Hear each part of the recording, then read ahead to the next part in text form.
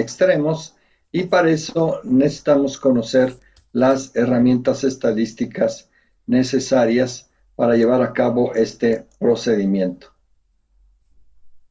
El análisis de frecuencias hace uso de distribuciones de probabilidad, y que esta, para poderle dar respuesta, pues necesitamos conocer pues las técnicas de estimación de parámetros. Entonces necesitamos primero que nada encontrar pues la herramienta estadística necesaria para poder llevar a cabo un análisis de este tipo. Entonces, pues necesitamos conocer las definiciones. ¿Y qué es estadística? Es una ciencia inductiva que permite inferir características cualitativas y cuantitativas de un conjunto, es decir, una población, mediante los datos contenidos en un subconjunto del mismo, la que llamaríamos muestra. Entonces, aquí tienen que empezar a encontrar las diferencias entre lo que vamos a llamar población, muestra y variable. La población es un conjunto total de individuos o objetos con alguna característica que es a estudiar, y una muestra es un subconjunto de la población cuya información es usada para estudiar a la población. La variable es alguna característica observable de los elementos de una población y que puede tomar diferentes valores. Hablándolos ya en términos del análisis hidrológico, una población puede ser los escurrimientos, llámese caudales máximos, caudales mínimos, los volúmenes de escurrimiento anual, mensual, etcétera, que han ocurrido desde que se originó determinado río en el planeta. En este caso, puede haber sido que ya existía ese río hace 100,000 años, 200,000 años, 1,000,000 de años, y todos los flujos, si los hubiéramos medido desde el día de la creación de ese río, entonces todos los eventos los tendríamos medidos. Entonces, a eso se le llamaría la población. Pero como no hemos medido ese río desde que tuvo su creación, pues entonces tenemos un subconjunto de ese número de caudales, repito, gastos máximos, mínimos, volúmenes de escurrimiento mensual, flujos ecológicos, lo que ustedes me digan. Todo eso, si lo hubiera medido desde el primer día hasta hoy, tendríamos los valores de la población. No hay otros, porque esos son lo que ha ocurrido. Y la muestra es un subconjunto, por ejemplo, que yo empecé a forar en 1940, en el 50, en el 60, etc. A eso se le llama muestra y se le llama población. Lo que va a hacer el análisis estadístico es que a partir del comportamiento de esta muestra, pues voy a encontrar el comportamiento de la población. Y hago que sea el mejor modelo estadístico posible de distribución de probabilidad para que yo pueda inferir a partir de muestras de 20 o 30 años lo que pudiera ocurrir en promedio, por ejemplo, en 500 años, en 1000, en 5000, o el diseño de un gran vertedor que estaría infiriendo lo que puede ocurrir una vez cada 10,000 años, que sería el evento en términos del diseño de un vertedor, el evento más catastrófico. Pero eso es lo que estoy buscando, que a partir de una muestra pueda encontrar el de la población. Obviamente que entre más grande sea la muestra, pues me estaría acercando a la población. Entonces, en términos industriales, pues sí pudiera decir que una muestra representativa, pues son 100,000 lámparas, ¿verdad? De la producción de millones de una fábrica. Entonces, lo que infiera de esa muestra de 100,000, pues puede ser representativo de lo que pueda ocurrir en la población. pero en cuestiones de las variables hidrológicas, pues no tengo esas mediciones, ¿no? Entonces, a lo más que puedo aspirar ya en estos momentos es quizá en que en algunos sitios de Estados Unidos o de otros ríos en Europa pueda tener 120 datos, pero no 500, no 600, etcétera. Entonces, tengo que hacer inferencias a partir de la muestra hacia la población. Y las variables, pues sí, pueden ser determinísticas o pueden ser aleatorias, y lo que estaríamos midiendo o definiendo a partir de la estadística es las variables del tipo aleatorio, porque son las que siguen las leyes de la probabilidad. Entonces, ¿qué es lo que estaríamos presentando? Aquí se ve extraña la figura para representar lo que es una muestra y una población, pero de lo que se trata es encontrar a partir de estos subconjuntos quienes probablemente puedan ser la familia de estos, llamémosle, prototipos, ¿no? De un tipo de comportamiento o fenotipo aquí, de quienes pudieran ser partes de esta, llamémosle, población o familia, quién pudiera ser sus miembros, ¿no? O al revés, cómo a partir de estos muestra pudiera decir quiénes son sus padres, ¿no? Entonces, es posible, ¿no? Que a partir de este fenotipo de personas, sería muy raro que pudiera decirse que, por ejemplo, esta persona o este niño, igual a este niño, pudiera ser difícil que se ajustaran a los fenotipos de estas personas y pudieran, dado las condiciones o características de color de piel, estatura, peso, todas estas condiciones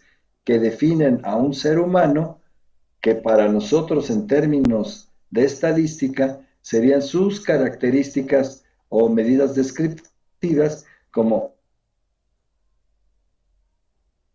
de estas condiciones que yo observo en estas muestras, quisiera saber a qué familia corresponden. Es exactamente lo que hace la estadística, en donde cada uno de estos grupos me pudiera estar representando, por ejemplo, la distribución Gumbel, la distribución normal, la distribución gamma, y lo que yo quiero es a partir de las señales que me dan estas muestras de datos, a qué familia le ajusta mejor. O sea, a quién podría yo decir que sí pertenece a este grupo étnico de este tipo de personajes, y que pues uno, por ejemplo, compara con un noruego, uno de Suecia o de Finlandia, y generalmente pues son gente que probablemente de pelo amarillo, tez blanca, quizá altos, etcétera.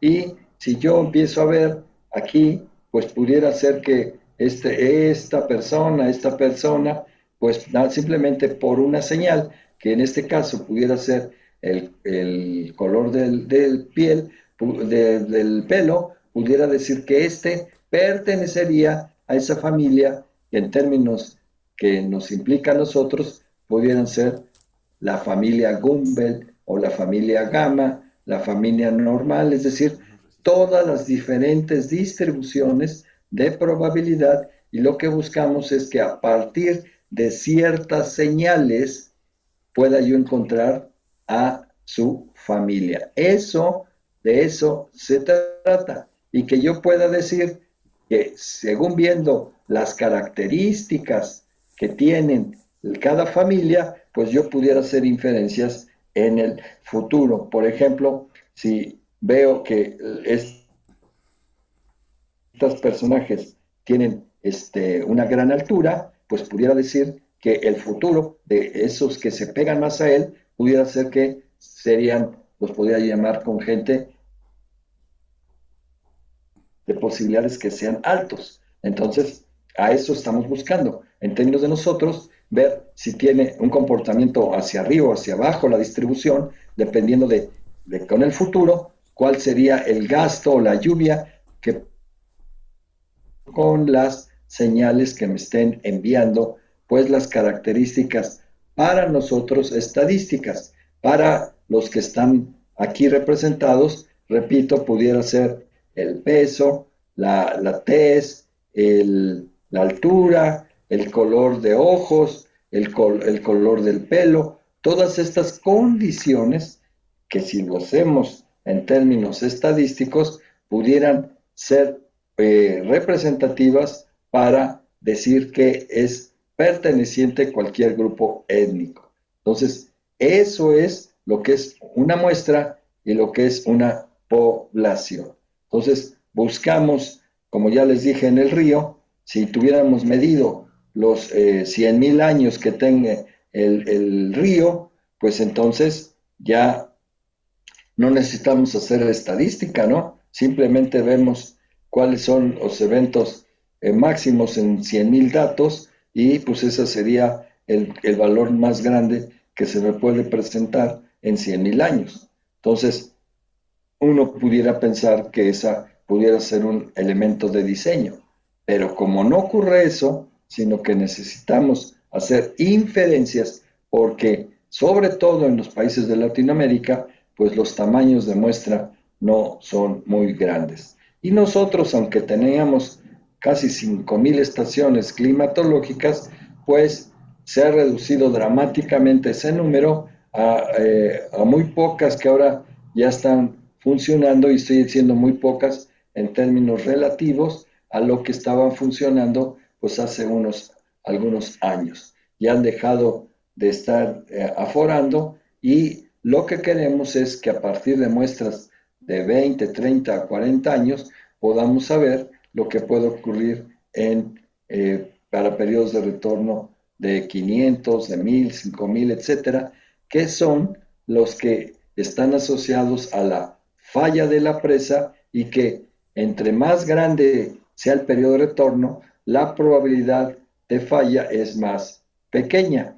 No es lo mismo diseñar con 2 o 5 años periodo de retorno que diseñar para 10,000.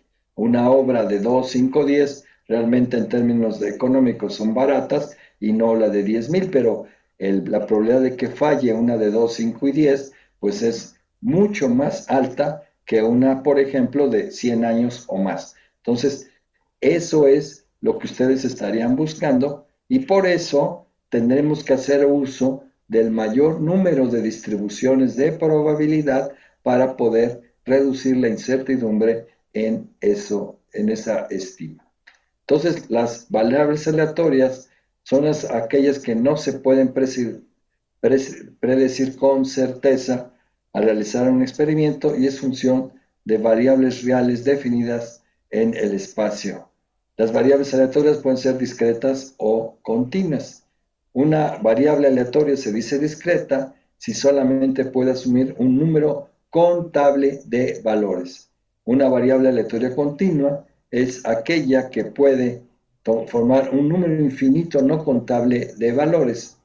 Con referencia a la notación, se considera que una variable aleatoria con letras mayúsculas, X, y con minúsculas X, así está, así con minúscula, para valores particulares que puede tomar esta serie. Una variable discreta en hidrología, por ejemplo, es cuántos periodos de sequía se pudiera presentar al año o cuántos periodos de olas de calor se pueden presentar en un año o cuántas heladas periodos de helada se pudieran presentar en un año. Entonces, considerando primero las definiciones de sequía meteorológica, todos los eventos que estén por debajo de la precipitación media pueden formar una sequía. Y lo que sea es cuántos eventos por debajo de ese valor medio se presentan en cada año. Entonces, puede ser que de acuerdo con la lluvia media anual, puede haber años en donde solo haya un periodo o dos periodos o tres, o años que definitivamente no existan, como también cuántos periodos de helada existen en una estación, considerando que la helada es toda aquella que esté por debajo de los 0 grados. También hay estaciones, muchas estaciones, que no registran heladas en el año. Entonces, pues, ¿cuál es la probabilidad de que se me presente una helada en un año? ¿Cuántas de dos? ¿Cuántas de tres? Pues eso sería trabajando con, que serían variables discretas, y por lo tanto tendríamos que trabajar con distribuciones de probabilidad también discretas. Por eso ahí vienen la distribución de la hipergeométrica, la geométrica, la de Poisson, etcétera. Las continuas son aquellos procesos que son precisamente, tienen una continuidad. Aunque ustedes vean en un registro ya estimado, ya medido, y que a ustedes se los pasen, y que uno pueda decir, pues si ya está contado, ¿no? Ya tengo 1980 una magnitud, 81 otra magnitud.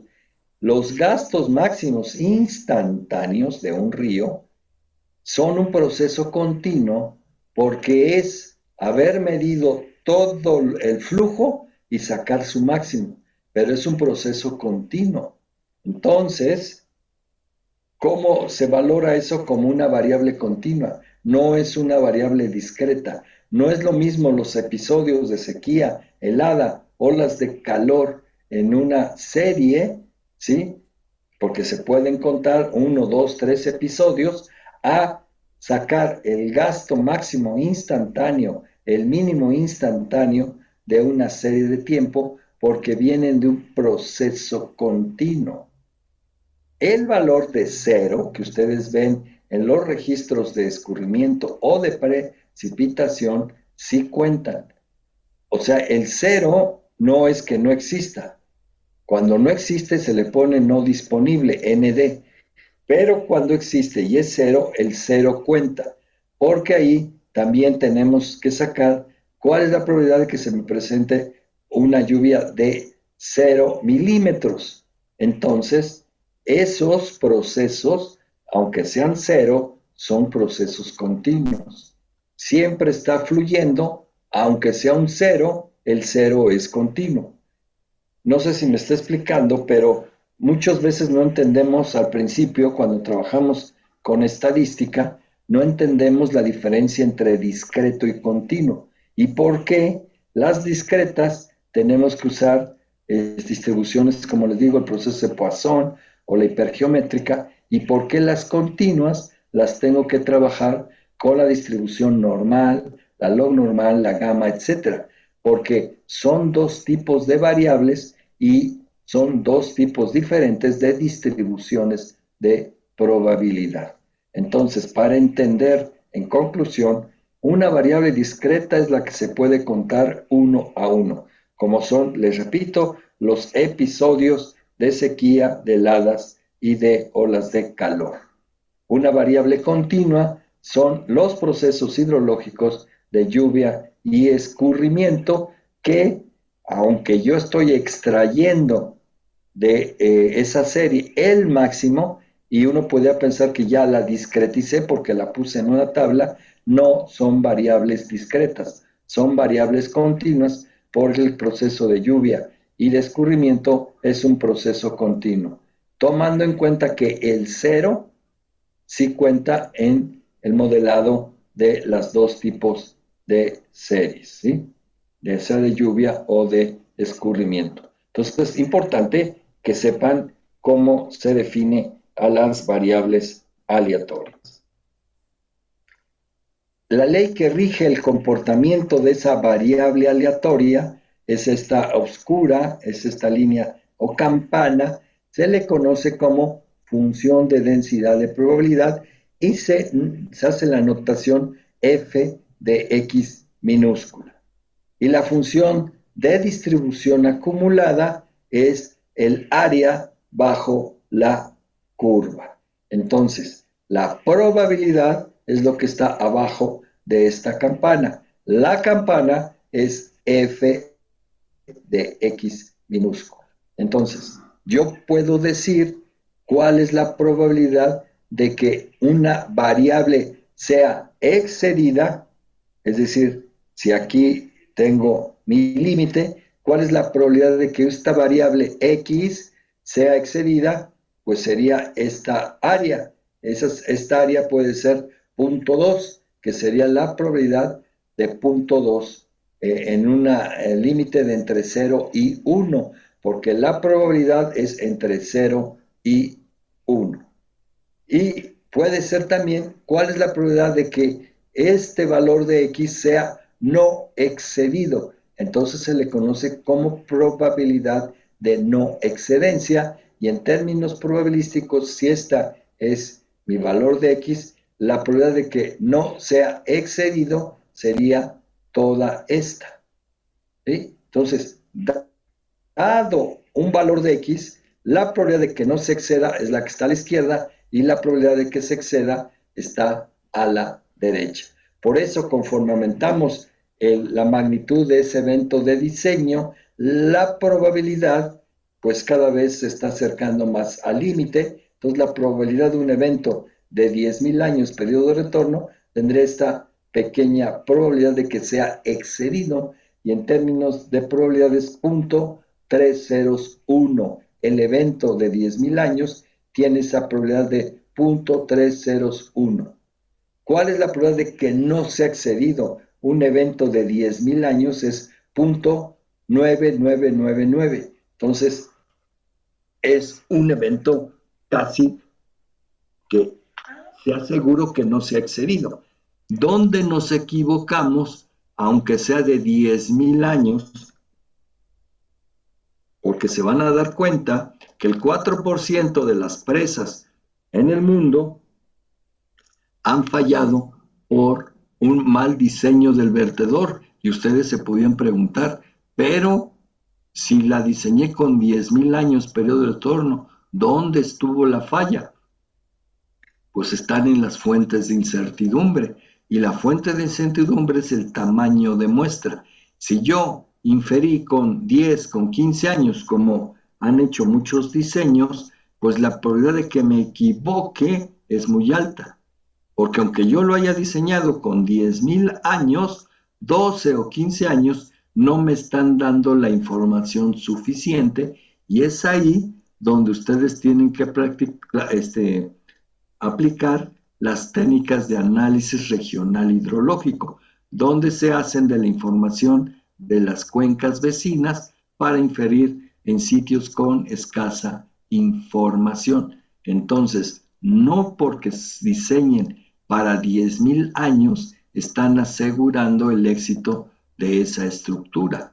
Entonces, ¿qué es lo que tenemos que hacer? Garantizar la calidad y cantidad de la información, que he insistido mucho en que si no tienen la información suficiente en el sitio de estudio, pues entonces construirán un modelo regional para reducir la incertidumbre, y los eventos que no están contenidos en esa muestra pequeña quizá la tengan contenida en las cuencas vecinas.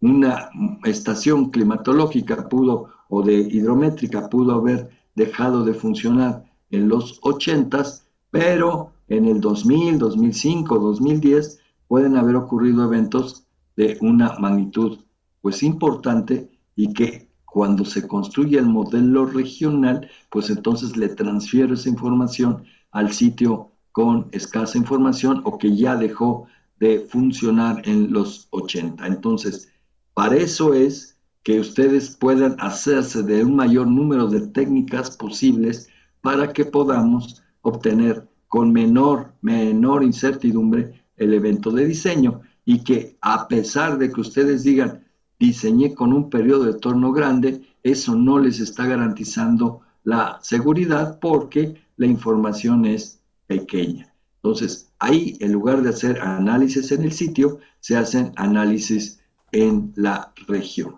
Entonces, el concepto de probabilidad es importante en el análisis de frecuencia, porque está asociado a ese periodo de retorno de diseño. Pero repito por enésima ocasión que no un periodo de retorno grande me está garantizando la seguridad de la estructura, por lo tanto tengo que hacerme de mayor información y esta lo obtengo de la región. Entonces es importante que cuando estemos hablando ya como ingenieros en el análisis hidrológico, pues sepan ustedes cuál es la probabilidad de que no sea excedido, pues dependiendo del evento, pues entonces la probabilidad de que no sea excedido es de aquí de su punto hacia la izquierda, y la probabilidad de que sea excedido es de este punto a la derecha. Entonces esta probabilidad de excedencia y esta probabilidad de no excedencia.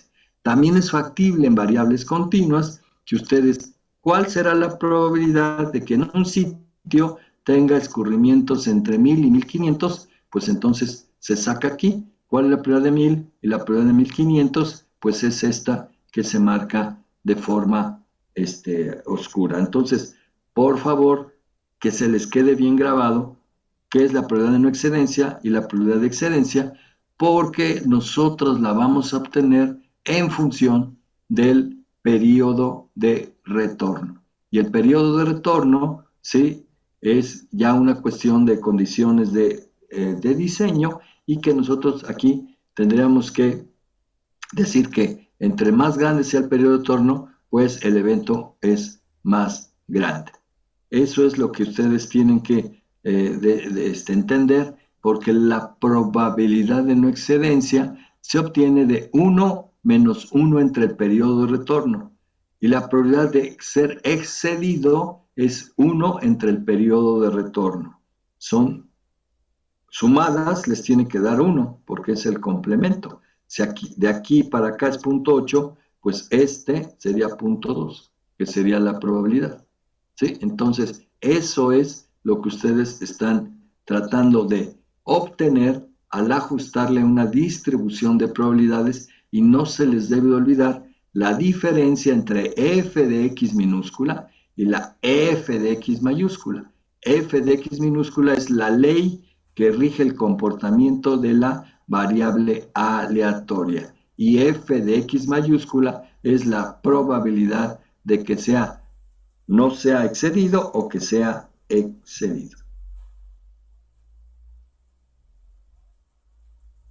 En general, ¿no?, una función discreta que puede tomar los valores de x, su densidad de probabilidad será el conjunto de probabilidades igual a esta, ¿no? En general, es una función de densidad si se cumple que la función de densidad siempre es positiva o cero, pero jamás negativa, y que la suma de esas frecuencias tiene que ser igual a 1. ¿Por qué es importante que ustedes sepan estos conceptos? Porque si ustedes no se quieren dedicar después a las cuestiones puramente hidrológicas, sino que a lo mejor se meten a la investigación de experimentos en hidráulica, pues pueden crear un modelo matemático de tal manera, por ejemplo, que puedan describir las velocidades de flujos de alta velocidad que sean erosivos para las estructuras. Y entonces ustedes creen un modelo, un modelo matemático que tenga cierto comportamiento, por decirles así, 3x más una constante b. Pues ese valor de 3x más b puede representarles una distribución de probabilidades, como pues que para que sea una función de densidad, pues tiene que ser positiva, y que al integrar esa función de x dentro de sus límites de validez del experimento les dé 1. Por eso la distribución Gumbel, cuando ustedes la grafican y la integran de menos infinito a infinito, les va a dar 1, porque se probó que esa sí es una función de densidad. Entonces, para que ustedes pasen de un modelo matemático a que se cree una función de densidad y puedan encontrar valores de determinada probabilidad, pues tendrían que pasar esa ecuación y la tendrían que convertir a una distribución de probabilidades. ¿Y cómo garantizan que es una distribución de probabilidades? Pues que para cualquier valor de X, esa función de densidad siempre sea positiva, la f de X, y que al integrar esa f de X en los límites de validez del experimento les dé 1. Por eso luego encuentran modelos así de probabilidad donde dicen es válido de tal a tal rango. Cuando salen de esos rangos ya no es una función de densidad y menos una distribución de probabilidades. Por eso la teoría de probabilidad estadística es fundamental, pues en este caso no solamente para el diseño hidrológico, sino también para cuando uno se dedica dentro de las obras hidráulicas a los diseños experimentales y que están estudiando su comportamiento, lo pasan a una ecuación matemática, pero después quieren saber en términos de probabilidad cuál es la probabilidad de que tengan elementos de tal o cual, ¿no? Cuáles serían las velocidades erosivas y cuál sería la probabilidad de que ocurra una cosa así dentro de la vida útil de una estructura, etcétera. Esa metodología para pasar de matemáticas a puras a una distribución de probabilidad, pues la tienen que garantizar pues con estas condiciones, que siempre sea la función tiene que ser positiva y que la función al integrarla, en este caso como es una variable discreta, es con sumatorias, pero en el caso de una variable continua, pues es integrarla en sus elementos de validez.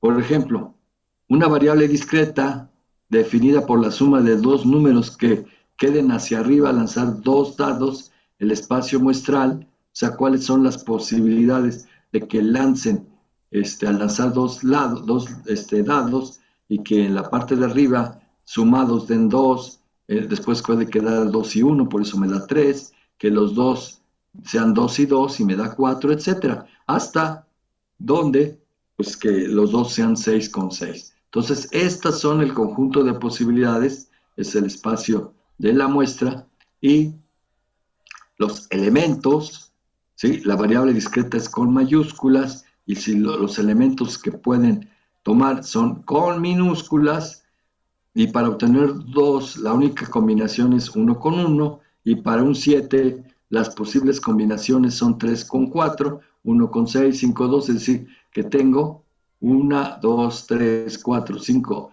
6, 7 posibilidades. Sí, son 7, ¿no? 6, ¿no?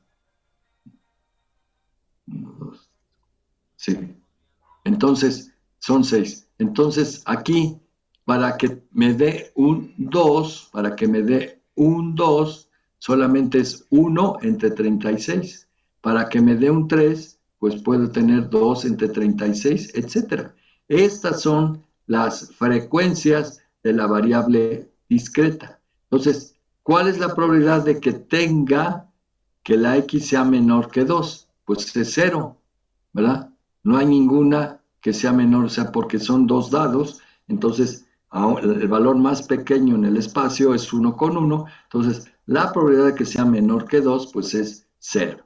Pero ahora, ¿cuál es la probabilidad de que sea menor, pero que sea también 2? Pues es solo 1 entre 36. ¿Y cuál es la probabilidad de que sea un 3? Pues sería menor o igual, menor o igual. Entonces, o puede ser un 2, un 3, un 1, un 2 o un 3. Entonces, puedo tener estas probabilidades. Entonces, voy sumando las probabilidades de acuerdo con el espacio muestral. ¿Cuál es la probabilidad de que X sea igual a X? Entonces, ¿cuál es la probabilidad de que sea 2? La probabilidad de que sea 3 y la probabilidad de que sea 12. Pues entonces puedo tener estos valores. ¿Por qué se marca esta diferencia? Porque en variables discretas sí puedo tener esta probabilidad de que X sea igual a X. pero en variables continuas no se puede dar esto. ¿Cuál es la probabilidad de que exactamente sean 1000 metros cúbicos por segundo? Es cero. Solo podemos hablar en continuas de que sea menor que 1000 o mayor que 1000, pero la probabilidad de que sea 1000 es cero. ¿Sí? Entonces tengan cuidado cuando ustedes manejen ese tipo de probabilidades, ¿no? Entonces, en variables continuas, pues tenemos que la probabilidad siempre la tenemos que especificar entre dos rangos, ¿verdad? Y es f de x, la integral siempre tiene que ser 1. Esa es la probabilidad del evento seguro, ¿no? Después que ya determinamos que es una variable continua y discreta, pues vienen las definiciones, por ejemplo, de qué es estadística descriptiva. Son las técnicas para recopilar, organizar, procesar y presentar datos obtenidos en las muestras. Se deben usar procedimientos adecuados para su obtención. La estadística inferencial son aquellas que obtienen resultados basados en la información contenida en las muestras, tal que permitan validar las hipótesis propuestas.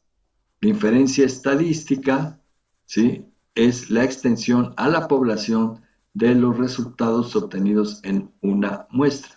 Y los resultados son los productos obtenidos de estos análisis que deberán ser útiles para la toma de decisiones, además que se procure reducir al máximo las incertidumbres estadísticas inherentes a ellos.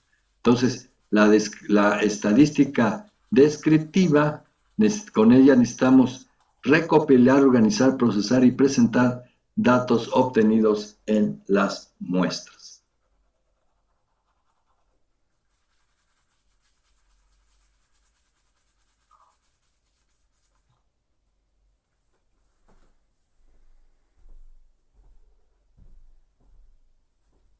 Una parte de la estadística descriptiva es la formación de los datos. Todos los datos obtenidos se les puede representar de forma tabular o de forma gráfica. Entonces, ¿qué es lo que necesitamos para hacer una tabla, ¿no? Esta tabular es marcando los intervalos de clase, ¿sí?, que sería entre A y B la clase, la marca de clase, que sería el valor intermedio entre los dos sitios, su frecuencia relativa, que no es más que esta frecuencia, el tamaño de muestra, y la frecuencia acumulada y la frecuencia acumulada relativa. Con esto nos van a permitir determinar el comportamiento empírico de los datos. Al graficarlos de forma tabular, podemos observar si la distribución de los datos tiene una o dos poblaciones. ¿Cómo vemos eso? Si tiene una o dos modas. Cuando hablamos de las características, cuando vimos las medidas descriptivas, ¿se acuerdan que hablamos de media, varianza, desviación estándar, coeficiente de simetría, coeficiente de kurtosis, la mediana y la moda? Y también coeficiente de variación?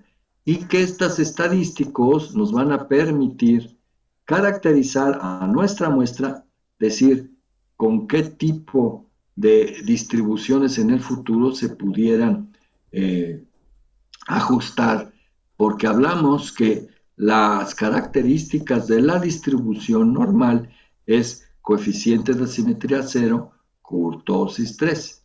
Una distribución Gumbel es coeficiente de simetría 1.14, coeficiente de kurtosis 5.4. Entonces, si su muestra de entrada tiene cualquiera de estos dos valores, o que estén muy pegados, entonces desde ahí ya les va a empezar a dar cierta señal de que si es 0 la simetría y kurtosis 3, pues la mejor opción para el ajuste va a ser la distribución normal. Pero si su muestra tiene de coeficiente de asimetría 1.10 o 1.16, pues se parece mucho al 1.14 de la distribución Gumbel. Entonces no es lógico que digan que la mejor distribución era la normal, cuando la asimetría y la kurtosis de su muestra real se parecen mucho a las de la Gumbel. Entonces, cabría esperar que dentro incluso de las pruebas de bondad de ajuste, la que mejor les dé sería la distribución Gumbel, porque de origen la muestra tiene ese comportamiento. O cuando ustedes, al construir esta forma tabular, esta que ven en la tabla, que después la podemos comparar con forma gráfica, ustedes van a observar que su muestra, el histograma, tiene un comportamiento como si tuviera dos picos, uno más alto y después baja y vuelve a subir. Eso lo que está indicando es que se tienen dos poblaciones y al tener el comportamiento de la muestra dos poblaciones, pues también va a ser lógico que ninguna distribución eh, unimodal, o sea, aquellas como normal, log normal, la gama, iba a ser el mejor modelo para ajustar esa muestra, sino que al tener dos modas, pues lo más conveniente es que ustedes le apliquen distribuciones mezcladas, como por ejemplo la Gumbel mixta o Gumbel de dos poblaciones, que eso se da muchísimo en las zonas donde existe una componente ciclónica y que se ven afectados primero en la lluvia, pero también en el escurrimiento. Entonces, por eso nos conviene buscarle a este, buscarle a esta forma de representar a los datos, verle inmediatamente si se trata de una distribución simétrica o tiene sesgo a la izquierda, sesgo a la derecha. ¿Se acuerdan cuando hablamos eso del coeficiente de sesgo o de asimetría? Que tenías un comportamiento donde había mucho más datos a la izquierda de la media o mucho más datos a la derecha de la media, y esto hacía las distribuciones sesgadas. ¿Por qué es relevante? Porque las distribuciones de probabilidad que ya les enseñaron alguna vez en sus cursos de hidrología tienen propiedades que hacen que solo sean aplicables a muestras que tengan coeficientes de asimetría positivos. Entonces tampoco es lógico que si ustedes ven que su muestra, la histórica, la registrada, la que estamos viendo ahorita en forma tabulada y después de forma gráfica, tienen un sesgo a la izquierda, pues que crean que la mejor forma de ajustar a los datos sea con una distribución donde solo sea válida para sesgos a la derecha. Muchos han dejado, pues simplemente lo hacen a un lado, la génesis de las distribuciones de probabilidad, donde es importante saber cómo y cuándo son aplicables. Unas solo son para variables positivas, es decir, para x mayores que cero. Unas son válidas para coeficientes de asimetría positivos. Otras, como la general de valores extremos, es aplicable tanto para sesgos positivos como sesgos negativos. Entonces, eso es, en términos de la enseñanza que ustedes se deben de llevar de este curso, cuándo son o no aplicables diferentes distribuciones de probabilidad, porque, bueno, pueden tenerlas por ahí en un paquetillo de cómputo donde simplemente le metan las muestras y les dé los resultados, pero puede que ese paquete no tome en cuenta precisamente las restricciones de los modelos. Entonces, al no tener esas restricciones, pues lo que les dé no es lo que estaríamos esperando de un adecuado análisis hidrológico. Por favor, lo que es los conceptos de aplicación sí se los tienen que saber, porque no se trata de trabajar como cajas negras donde le meten la serie de datos, quién sabe qué ocurre adentro y les da una serie de resultados que en esencia, de acuerdo con los datos y con esta estadística descriptiva, pues no debieron de haberla aplicado. Aquí se trata de ya tener una disciplina en el análisis para que ustedes no cometan pues los errores frecuentes de tomarlo todo tal y como viene sin preguntarse primero si esa información que me están pasando pasa por las pruebas que tengo que aplicarle a las muestras. Y una vez que tengo las muestras, sacarle sus señales, que es exactamente las medidas descriptivas, y que después, a partir de su representación tabular y gráfica, pueda haber ese comportamiento. Si es de una moda, si es de dos modas, si está sesgado a la izquierda, si no tiene sesgo o que está sesgado a la derecha, o si tiene un comportamiento muy alto, es decir, que tenga una kurtosis alta y que tenga una concentración de datos alrededor de la media. Todo eso son señales y que tiene un efecto importantísimo, por ejemplo, también en lo que es hidrología estocástica, porque lo que hacen esos modelos de probabilidad es tratar de preservar las características estadísticas de la muestra original. Y se trata de que de una muestra de 40 años, ustedes van a poder sacar 100,000 datos cuyas características estadísticas se parecen a esa muestra de 40 años. ¿Y por qué quiero esos 100,000 datos? Porque en los casos ya de funcionamiento de vasos o en el análisis de las sequías, yo puedo determinar esas condiciones de largo plazo y que solamente lo sabría generando muestras como si las hubiera yo medido, si las hubiera aforado, ya sea de lluvias o escurrimientos. Entonces, hagan de cuenta que crean esas muestras a partir de la muestra original y lo que estarían creando son muestras que se llaman sintéticas. ¿Y por qué es relevante lo que les dije de las características estadísticas? Porque a partir de esas características, ustedes van a generar con un modelo matemático aquella que preserve esas características estadísticas. Solo imaginen que la muestra original tiene un coeficiente de asimetría positivo. Si las muestras que ustedes generan no tienen coeficientes de asimetría positivo, pues entonces ese modelo no les estaría representando el comportamiento de ese sitio, sino que necesitaban otro tipo de modelo para que cree muestras con sesgos positivos. O al revés, que tenga sesgo negativo y les esté dando sesgos positivos. No puede ser. Entonces se trata precisamente de, con la radiografía que nos da las medidas descriptivas y verlas desde el punto de vista tabular y gráfico, ver cuál es el comportamiento de la serie para poder tomar decisiones una vez que le apliqué los modelos matemáticos y ver si lo que me está dando de resultado está de acuerdo con lo que me dice la muestra original. Por eso hay que hacer todos estos pasos previos antes de meternos a lo que son las distribuciones de probabilidad. Entendamos que es relevante el manejo de la información.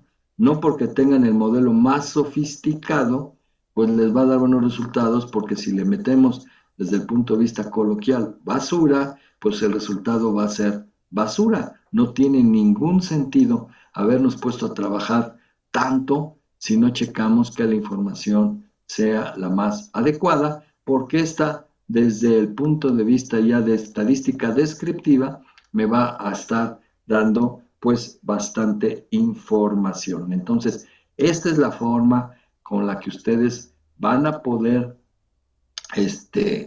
representar a su muestra. Por ejemplo, ¿no? Ya para recomendar la construcción de esta tabla de frecuencias, es importante identificar la unidad de medida de los datos, ya sea metros cúbicos sobre segundo, ya sea milímetros, ya sea millones de metros cúbicos, o sea metros cúbicos, etcétera. Pues había que poner la unidad de medida, que es súper importante, no se les olvide, porque a veces vemos tablas en donde se les olvida poner qué es X, qué es Y, entonces, pues adivínale, ¿no? Simplemente si uno tiene cierta experiencia, pues uno infiere cuál es cuál, ¿no? Pero recuerden que luego muchos de nuestros trabajos son vistos por gente que no es técnica y que toma decisiones. Entonces, pues necesitan darle la mayor información, incluso en los gráficos, para que se entienda el producto que ustedes intentan vender. No por simplemente por poner gráficas ya se ve bonito, quizá ni siquiera se entienda lo que estamos tratando de expresar, y es ahí donde hay que tener muchísimo cuidado en lo que ponemos en el eje X, el Y y el Z, para que cualquiera pueda realmente interpretar los resultados. Después tenemos que obtener el rango de los datos, ponemos el valor mayor menos el valor menor, y esta la ponemos como R, que se le llama rango. También hay que seleccionar el número de clases o intervalos, que se le denomina con la variable K, para agrupar los datos.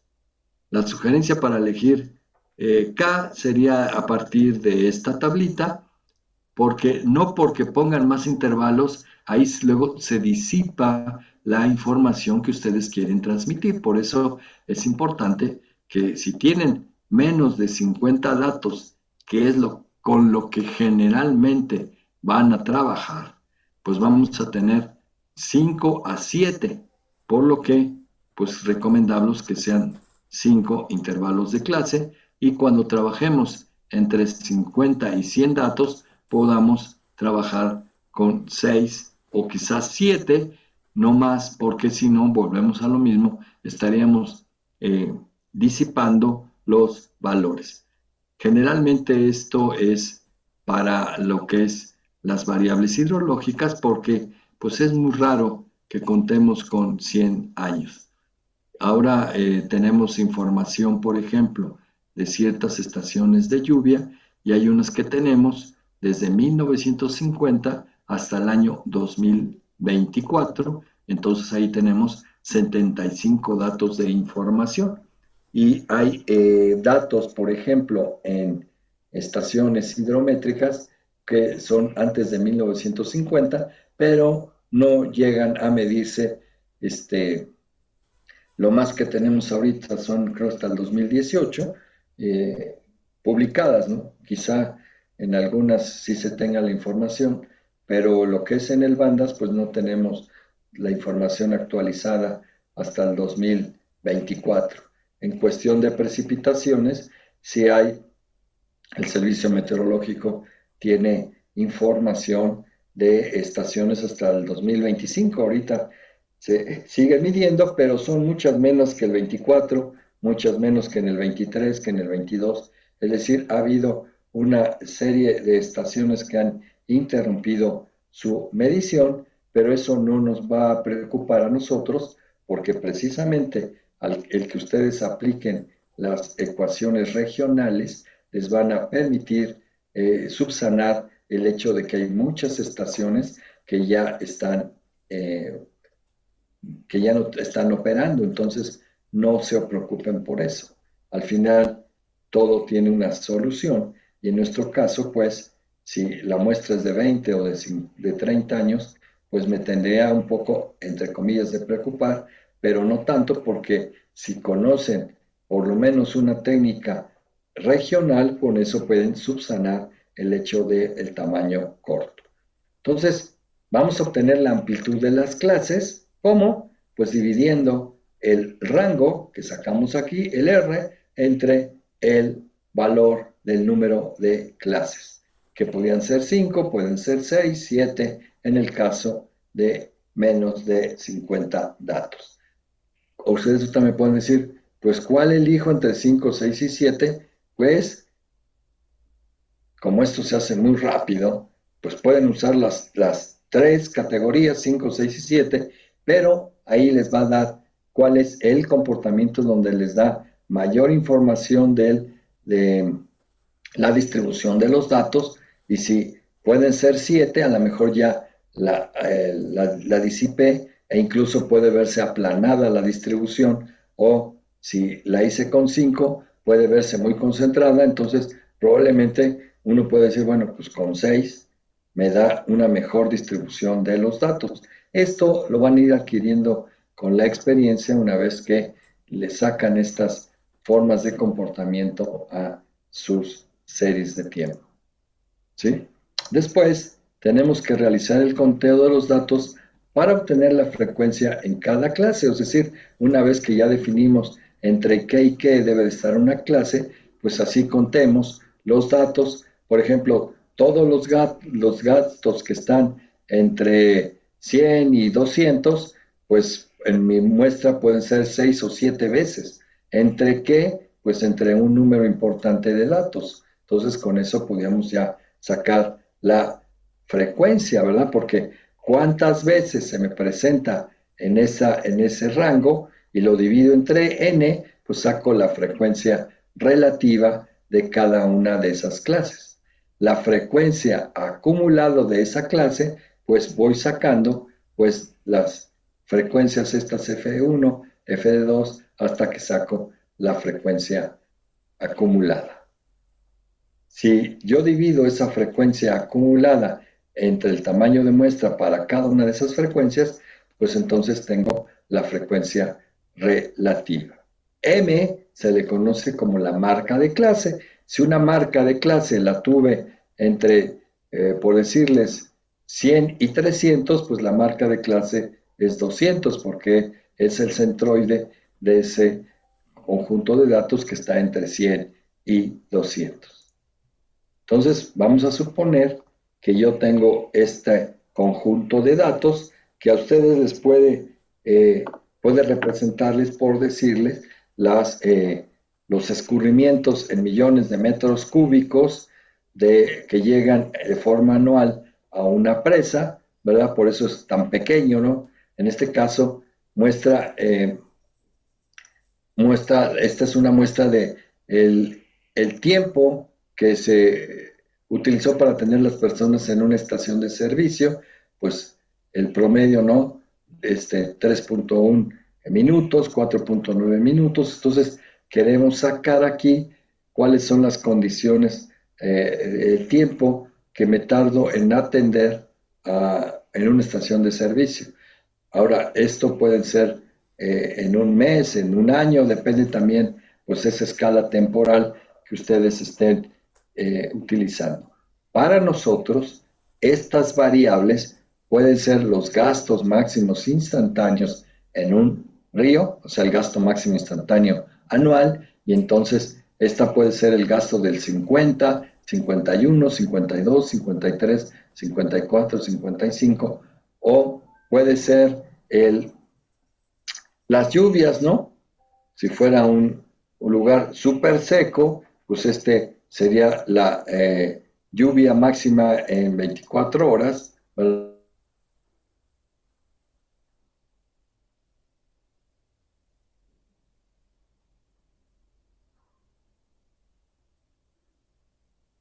O hacer esta descripción de los datos.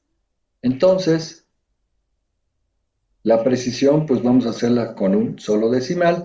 El rango es el mayor.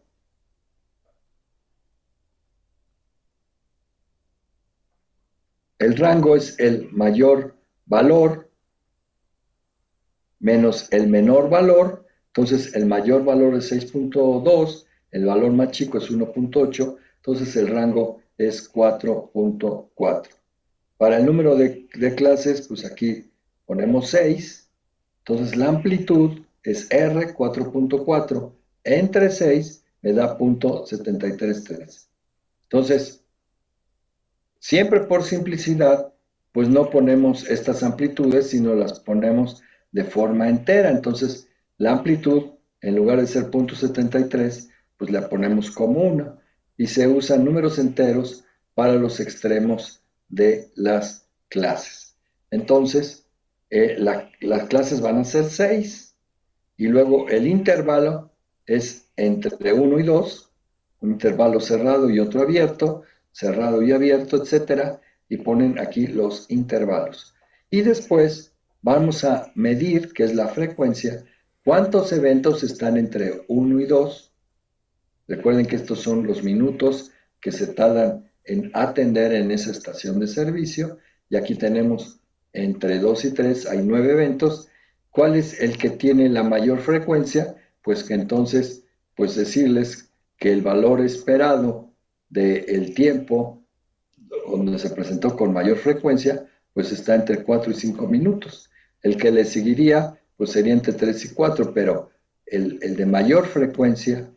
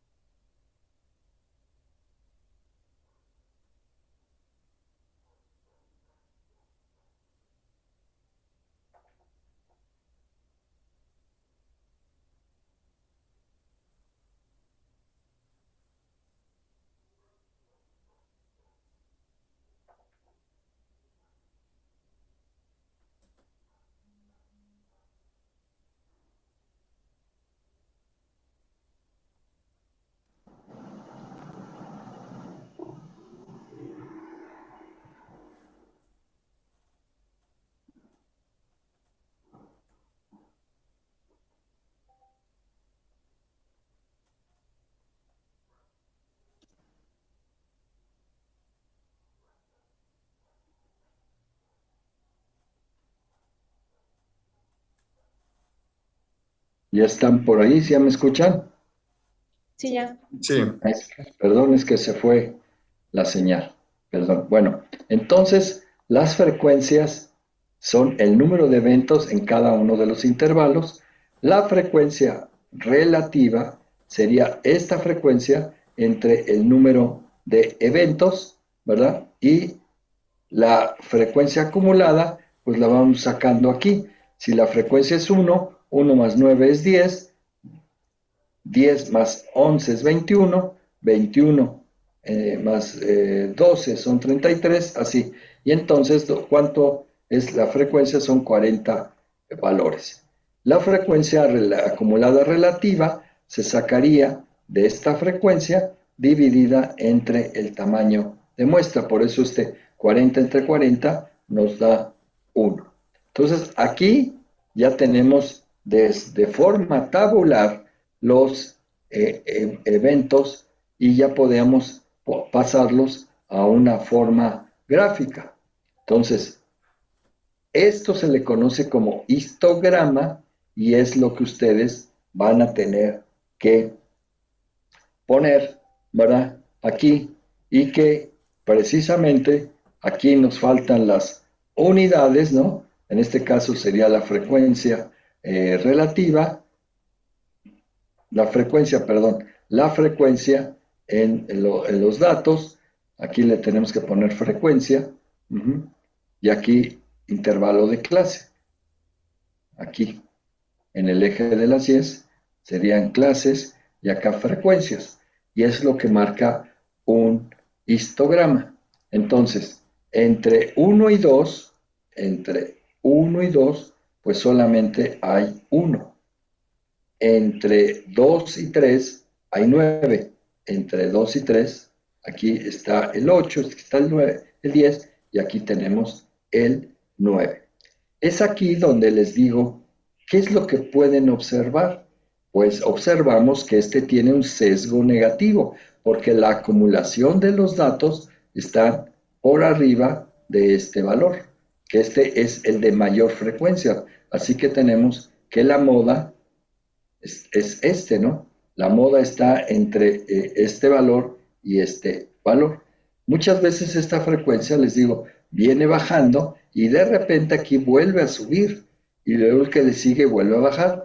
Aquí tiene dos modas. Sería un comportamiento que nos estaría diciendo que es bimodal y por lo tanto aquí tendríamos que cuando le ajustemos una distribución de probabilidades, quizá nos convenga que el ajuste sea para una distribución de dos poblaciones. Entonces, ¿cómo construimos el histograma? Realmente simplemente es estas frecuencias, la ponemos acá, y los intervalos. Esto se le conoce como histograma de una serie de datos.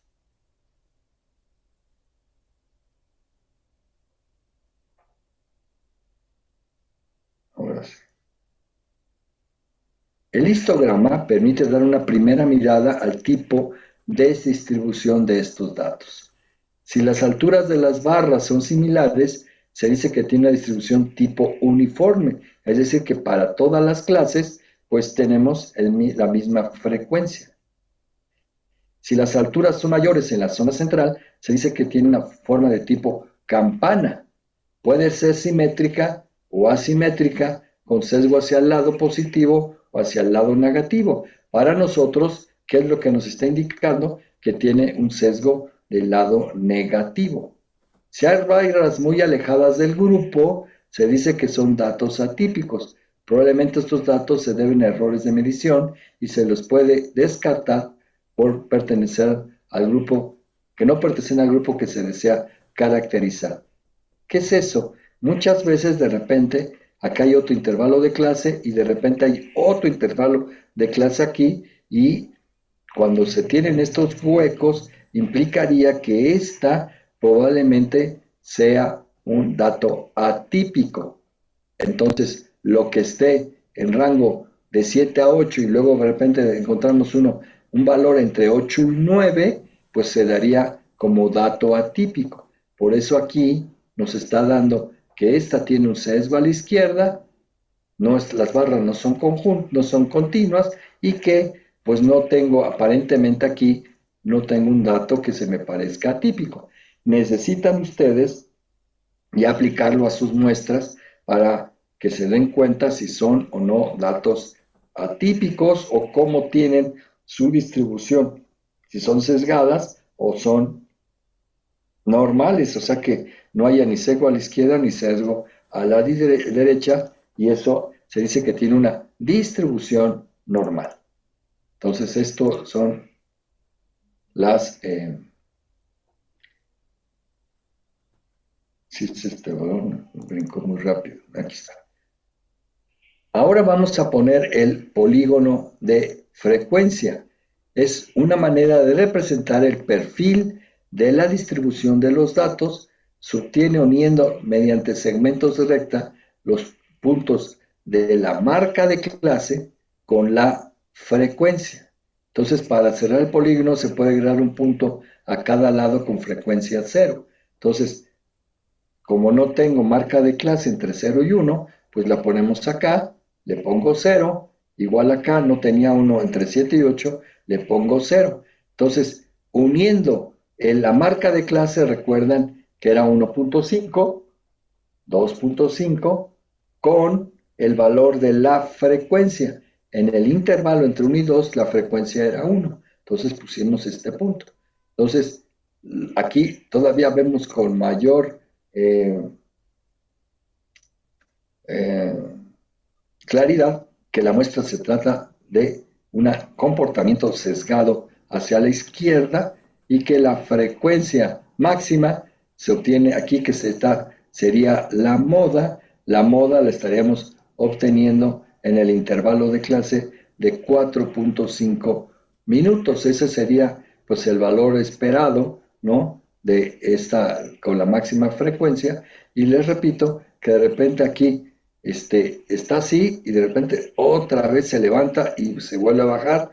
Significa que hay un conjunto de datos que no pertenecen precisamente a esta primera población y que cuando lo vamos a modelar con una distribución de probabilidades, pues nos conviene que sea diferente a las que solemos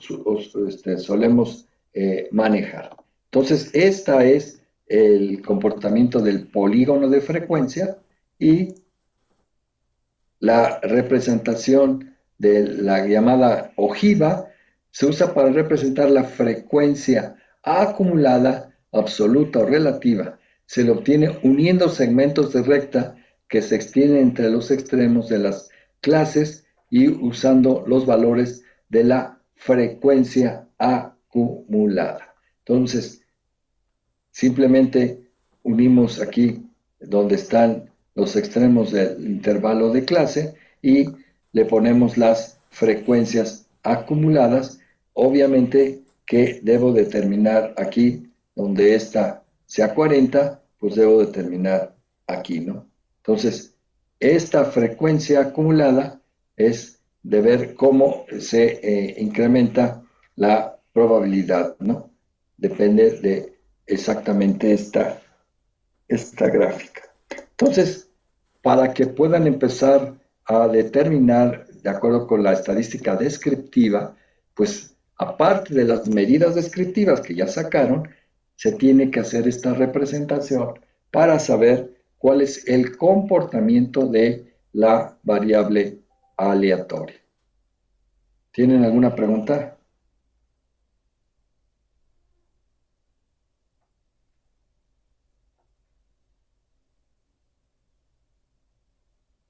No, ingeniero, de momento todo bien. Bueno, Yo nada más una pregunta, profe. ¿ok? Para lo del proyecto, aún va a tardar un poquito para compartirnos los parámetros y todo eso. Bueno, la rúbrica. Ah, ya quiere en lo que va a consistir. Exactamente. Ah, ok, sí. No, se los paso el fin de semana. Va que va. Muchísimas gracias. Ándale, pues. Pues muchas gracias. No, Sale, gracias. Gracias. Hasta luego. Bueno, Gracias, hasta luego. Te digo, Hasta luego. hasta luego.